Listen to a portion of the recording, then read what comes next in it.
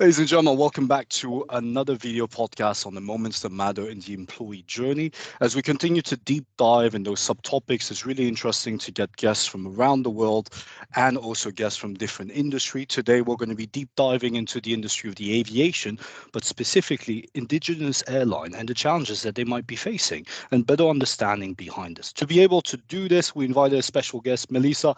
Thank you so very much for joining us today. Katerina, as always, thank you for being part of these video podcasts, friend and colleague. Maybe to start off, and for our audience out there, let's just start off with a simple introduction from your side, Melissa. For sure. Thank you, Loic, and thank you, Katerina. I'm very happy to be here this morning.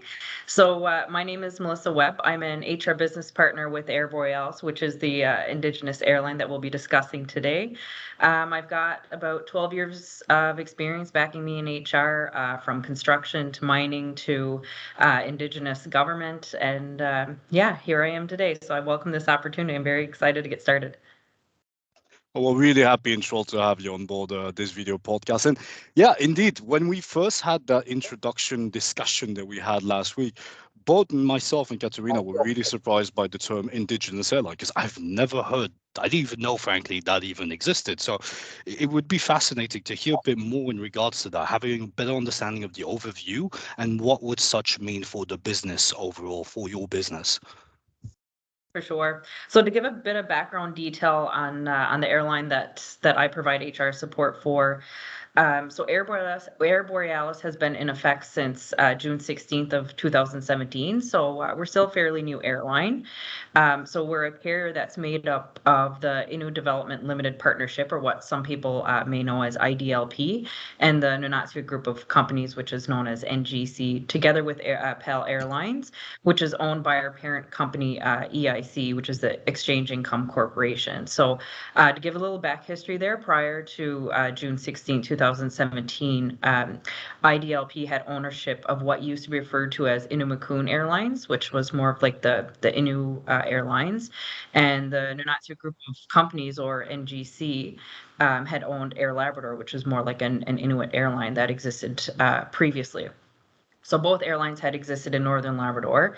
So as of June 16, 2017, the two airlines had actually amalgamated to become one, to provide better service to the people of Labrador. So, which is, what we came to know and love today as Air Borealis. So what that means as a company is we do carry a deep respect and connection to the communities that we serve, as well as to the environment, and most importantly to the people of Labrador. So our true overall objective is to really have our people in Labrador not only just feel, but also know and take the pride that Air Borealis is the airline that is a representation of them, and it's like their airline.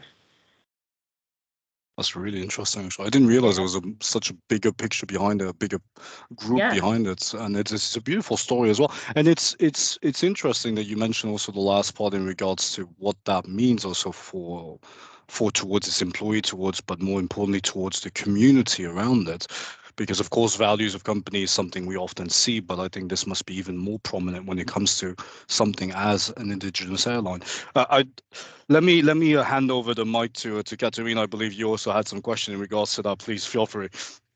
Yeah, and I think that comes like from the first time we ever spoke to Melissa, hearing about a little bit more about the industry and her role in the company. And like what popped first, like as a question, is like, do you have any challenges recruiting people and keeping people, given the fact of it's like such a rare thing to hear?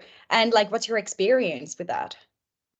Yeah, so I'll talk in more specific to Labrador. I have, in working in HR for 10 plus years now, I have a wide array of experience in recruitment and retention. So specific to Labrador, and when we're looking at, I'll highlight our pilot group specifically. So in relation to Labrador, as well as this, this is applicable to many other regions within Canada, recruitment is a hurdle. So it's really a pilot's market out there right now. I mean, pilots just, have their pick of the draw when it comes to employment opportunities.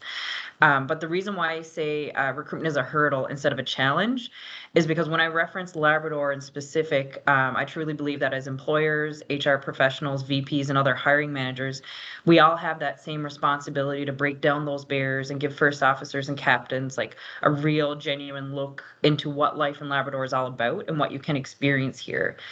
Because there's a lot of opportunities you can have in Labrador that you simply cannot get anywhere else in the world. So just to draw on some examples, when our pilots are flying our Twin Otter aircraft to the north coast of Labrador during the winter season in particular, it's probably the only opportunity that you will see as an operator to an aircraft, passengers, grocery store managers, hospital personnel actually driving down to the airport terminal to drop passengers off, retrieve their freight on a snowmobile.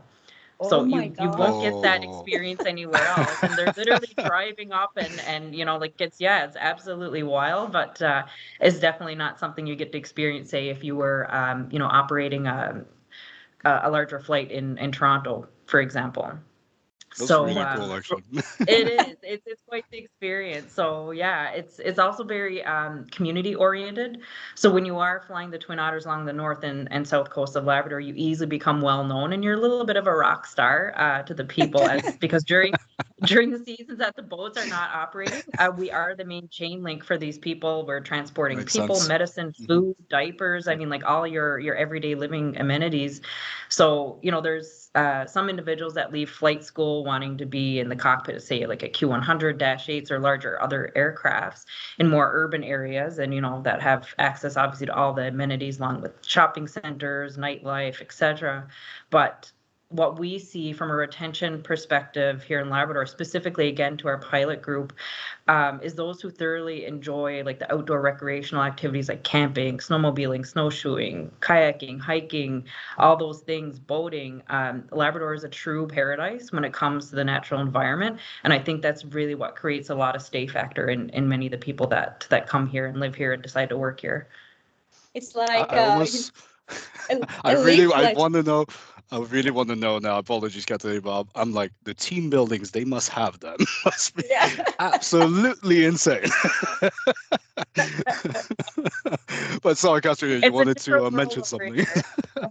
Yeah, I just want to say, like, it sounds like a leaflet of all the things you can actually find out. And it's like, it's a job, but at the same time, it creates like another bubble around it, which is like the sense of providing to the community and also an experience that you will tell, to other people and you will share Exactly. it's so unique.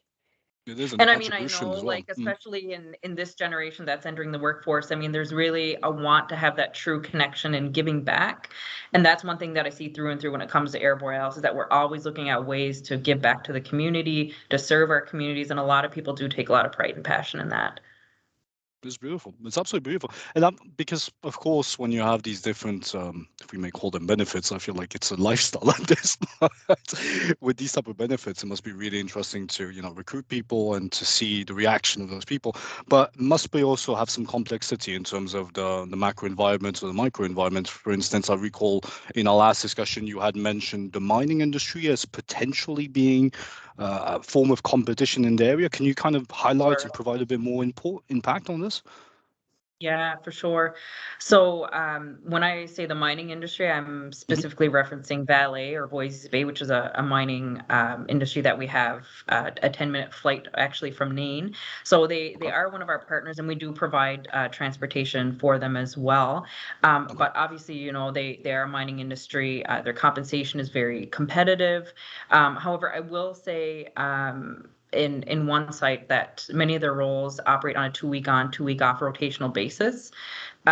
So meaning that you have to actually fly and be in this remote and isolated mining camp for 2 weeks at a time, and this is away from family and friends. So if you're someone with a young family, you're missing a lot of milestones at home with your children.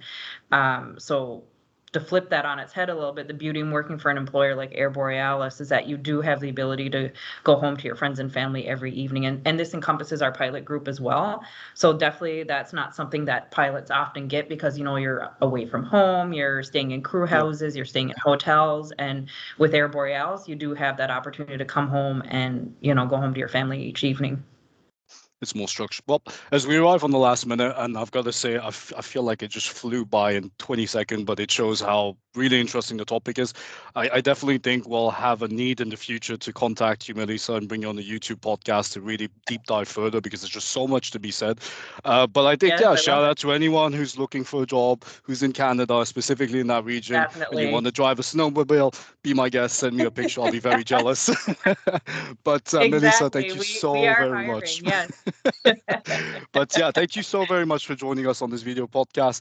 And to our audience, as always, a big thank you to for continuously listening to us and taking part of these podcasts. But yeah, we'll be looking out. We'll look out for the next upcoming podcast as well for the US markets, and enjoy the rest of your day to both of you. Thank you very much. Excellent. Thank you so much for the opportunity. I appreciate it.